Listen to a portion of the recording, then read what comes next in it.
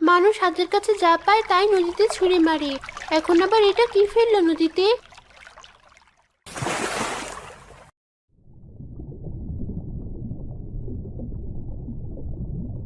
দেখে তো মনে হচ্ছে একটা ফলের বীজ।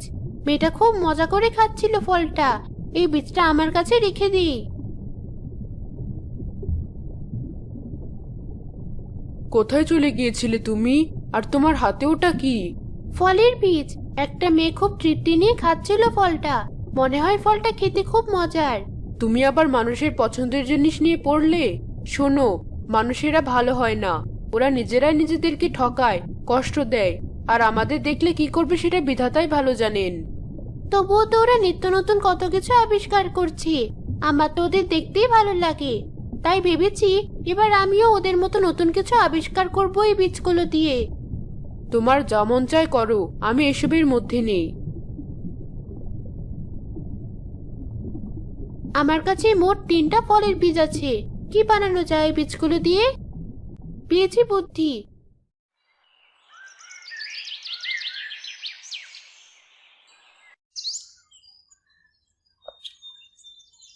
গাছটাতে কত বড় বড় আম ধরে আছে। যাই, ওই গাছ থেকে একটা আম পেড়ে খাই।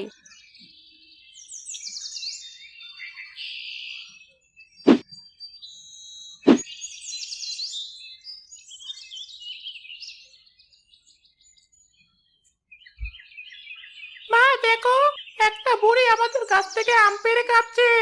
কি বললি? কোন বুড়ি? এই তো মা, এই বুড়িটা। আমি জানতাম না এটা তোমাদের গাছ। রাস্তার ধারে এই গাছটা দেখে ভেবেছিলাম এমনি এমনি হয়েছে হয়তো। আমার এত কষ্ট করে বড় করা গাছ থেকে আম খেয়ে এখন বাহানা করছেন? কোনো লাভ নেই। আম খেয়েছেন, এখন তার মূল্য দিন। আমার কাছে তো এখন কোনো টাকা নেই। কি দেবো তোমায়? ওই তো মা, বুড়িটার নাকে একটা সোনার নাকফুল আছে, তুমি ওটাই দাও। সামান্য একটা আমের মূল্য আমার সোনার নাকফুলের সমান? হ্যাঁ, আমার গাছের আমের দাম আমি যত মন চাই তত রাখবো। আপনার পছন্দ না হলে আমার গাছের আম খেতে গেলেন কেন?